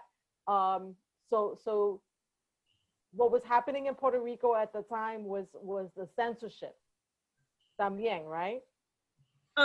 No, it was the beginning of the crisis. You know, the economic crisis. They were shuttering the schools. It wasn't censorship. Oh, okay. It was just 2009. Remember. At that time, we were just coming out of the financial crisis around the banks and housing. Yeah, 2007. Remember? Yeah.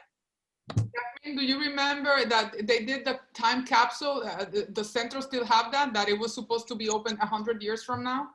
I'm hoping that they do. The other thing that Adal did, we should go check, is that he created a book. He created a secret, a book that at that time he wanted it in the library. Nobody would notice it, and so they wouldn't give him. Unfortunately, you know how they're sticklers, the librarians, and he wanted them to put one of those Dewey Decimal numbers on it, and they refused. They said that that they could not do it, and blah blah blah. But anyway, he snuck a book in there, and it is an artist book, and I guess we should all see if it's still around, because remember when the Centro moved to El Barrio, they got rid of a lot of things. So I'm really hoping that it's there somewhere. It's unidentified. His idea was that he wanted something in the stacks that somebody might just come across and discover. Oh. Yeah. Yeah, I was really, we couldn't get them to issue even a fake Dewey Decimal number for it. I remember he was very gratified and frustrated with that exhibit, but at the same time, it was like, because I was young and helping him and seeing him sweat and helping him put everything together, and him, so generously sharing all his knowledge and also his own ramblings on his own retrospective of his own work, all seeing it together. It was really, a privilege to see him and putting together that. And it was, it was a double sense of frustration, but at the same time, finally, like, can I see my body of work all together? And the fact that I remember we got them to paint the library black, so that remember that? Yeah. That was another struggle, but we made that happen. And then the other thing that went along with that was that we had the Pedro Pietri Hand Awards, remember? Sí, claro. Sí. Oh, Yeah. Yeah, this was pre-Edwin, I think, wasn't it? Was Edwin there?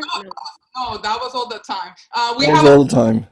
If we edit this, like, maybe they can be. I also wanted to say that oddly enough, Adal marks my 20 years in New York, and it was at the Clemente of all places. That's where I met him. It was pre 9/11, and he was talking to me, oddly enough, about Utuado. He wasn't talking about like this amazing artist, downtown artist that he was. It was about Utuado. My mother was from Utuado, and it was just the hiba of him, like, welcoming me in New York, and like, it was at the Clemente Soto Vélez, and I can't believe that,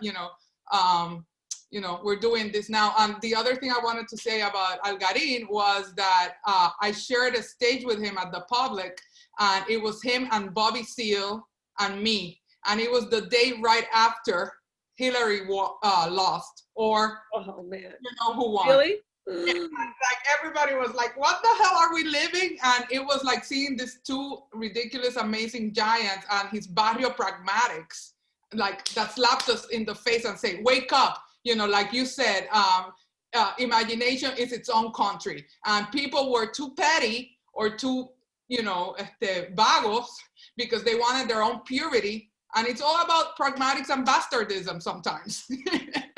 And in the 4 years that we just ended, supposedly.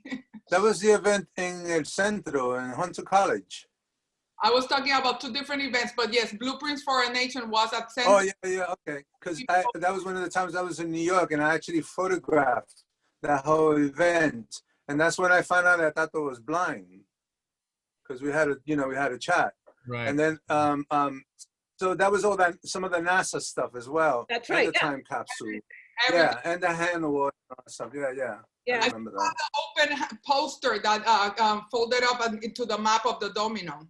It was right. Such a beautiful show, just full, just ripe, so dense of everything. It was amazing. I don't know if I think we should end this with poetry, unless anyone else wants to say something really quick. I just want to say one thing about if we're going a short memory lane trip about my first time I met Miguel was I was doing performance art, not poetry, and I heard about these quote unquote Nuyorican poets reading poetry at Poets House. At the time, Poets House was doing their readings in this high school in the West Side. So I just went there totally blind, not acknowledging my own New Yorkerness, just that I was a performer. So I went there, and it was Miguel, Bimbo Rivas, and Jorge Brandon. So the three of them, and I had no idea about anything. I'm just there. And it was in a classroom. Poet's House was in a classroom, and I'm sitting in the back, and Miguel is blows my socks off, Bimbo. But then at the end, Jorge was the last person, and Jorge Brandon slowly kind of creeps up the center, wearing orange construction tape all around him. And he found it on the street that day. So Pedro was, of course, was in the audience. So Pedro just says, Jorge found that in the street today. And I'm like, is this a poetry reading or what? So to the point of like how Miguel had this thing about Puerto Rico and globalization and how there is no real barrier, that beginning for me was an entry into allowing yourself to be who you are. And I think that Adal especially, but Miguel, like they champion that sense of like irreverence. That is very much about the focus, out of focus kind of thing. Miguel would like, when I first came to the actual cafe proper, taught me as a poet how to fill the room with your voice, how the voice was so central to who you are. So there were instinctive, inherent teachings to this man, and he was just spouting his stuff. And of course, he had this kind of air about him, about like, who are you? I'm talking to you. Are you important to me? Let me, he had that kind of air about him. But inside, there's this incredible generosity to help you be who you are, really. And I'm sure that came through his background, trying to get across to his students in Rutgers and so forth. So there was that. He also would have me come to his Shakespeare class in Rutgers once a year for about 5 years in a row. He would pick me up in my in the West Village, drive me to in his car at like way past the speed limit, and we'd get there, and we had a great class, and then afterwards it was this really expensive lunch, and that was his payment for me, was buying me this huge lunch at this very fancy Italian restaurant. So it's very, and Miguel would spout all his weird Miguelisms during all this stuff. But anyway, that was just a brief little jump into the zeitgeist there. So. Antes de que venga alguien, la última vez que yo vi a Miguel Algarín, estaban filmando una entrevista en SEA de Manuel Morán, el hermano mío y colaborador del Clemente. Y Miguel vino con el enfermero. Must have been one of the last times he was allowed to go out, tú sabes. Entonces dice, nene, ¿cómo está tu mami? Mami está bien. Miguel, ¿cómo tú estás? Me dice, una cerveza. Y el enfermero estaba por allí, tú sabes, dando la vuelta, pero it was a mission, y este es un brindis por el difunto Miguel Algarín, por esa última cerveza que le conseguí y que el enfermero no le gustó, y que viva la memoria de Miguel Algarín, un gran poeta. Yeah, then. Salud. Yeah, then. Okay. Cheers. Cheers. Take it away with a poem. Yo tengo, Edwin, don't you have a poem version of that Miguel story? I remember you doing it. Or am I making that up? Don't you have a poem? Oh, I do. I have a version of that somewhere. I wrote a poem. I think the title is "The Conversation That You Didn't Want to Start the Conversation With." Like the title had a purposely long Miguelism. I mean, Miguel and Pedro would famously start a sentence and go back on it. And it's very much like the Lucky Sanfriegos poem that I read about like this very street kind of thing, like, yo, I'm going to do you a favor, but you're going to do me a favor too. That very back and forth thing that's very, reciprocal that way. So I think that there's a lot of Miguel in that. What's that, Una? Oh, I thought you said something. So are we going to read some poems by Miguel? And you do the a pretty interesting Miguel. So maybe for a longer form version of this. I just wanted to shout out the passage from the book that you quoted from Body Beat, where Miguel writes, "Clap hands, stomp feet. Once in the temple, there'll be more voices heard than there are skeletons in cemeteries. Clap la clave straight into our writhing body, because the second time around will be better than the first." That says so much to me. There's, the afterlife for a poet, but there's how that channeling of the music, channeling of that salsa band on the street, right? It's an act of breath, because he writes about that in essays on like the craft of poetry. But it's also kind of the spirit, right? Like with Adal, it's the, you know, spirit breath, right? To think of how Salan would put it. So that to me, that piece right there feels like a manifesto on what the task of the poet is. And it ties in for me to how Miguel was a badass when you read with him. I'll just tell a story. There's a joke that all the famous events had like 5 people in the audience. Like, here's my 5 people in the audience story. It's at the cafe. I forget why. There was a storm or something. We couldn't announce it. It was a last minute reading. And it was like 4 people reading. Myself, somebody else who was the organizer. I don't remember who the name was. And the other 2 people were Miguel and Pedro. And I'm like, why am I here? And it was 2004. So I feel like I'm way, not qualified to be reading there, right? I remember Pedro was Pedro. Like, you brought out the little hook and you hooked people off the stage when it was your turn. But Miguel was so into it and so demanding, right? So you had to read with your full breath. You had to be fully committed. And I'm like, why? And he was still drinking and having a great time. And, but I think that commitment to the fully embodied poem was total. Right? And I think he might have read Mungo Fair that night, which he never read, like the really old stuff, and Libertad. Didn't he do that when he, your house? Remember that the first, that Noricua barbecue that Nancy Mercado brought him? And so the only 2 times I ever remember Miguel reading his classic poem, Mungo Fair, one was with like 4 people at the Nuyorican, right? And again, he read his most, iconic poem with like the fewest people ever because he was in the zone. And he was gonna feel the breath. And the whole time was randomly that. Mariposa. Tírate. Okay, so I'd like to read a Miguel poem, and also I have great memories of going on the road with him. When he was, with Arcos, and we went to Allentown, Pennsylvania.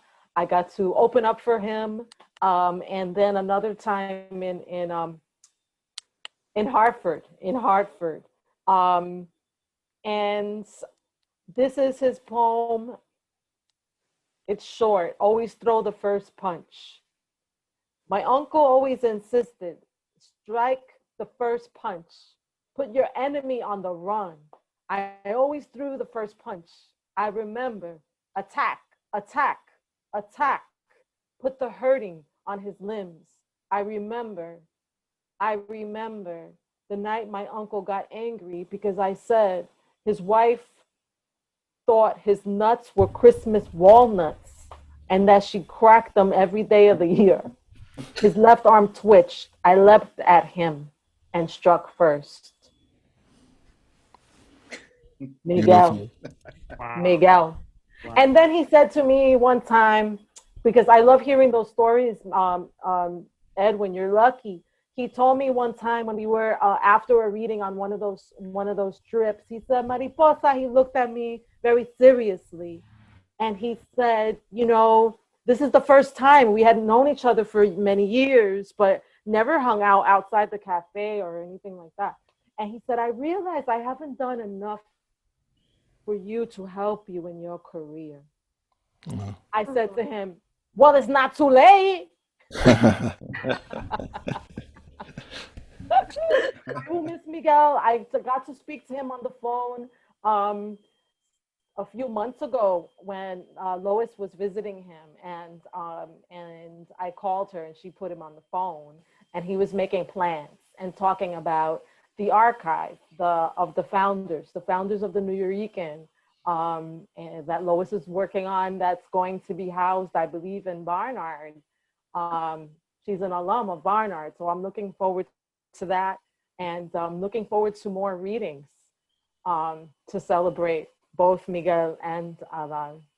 And and another great story is that a friend of mine gives me a book. He says, this was in the library of my wife's father, who is over 90 years old. He has all these books on Puerto Rico and Puerto Rican literature. He was like, and this was going to get tossed, and as if it had no value.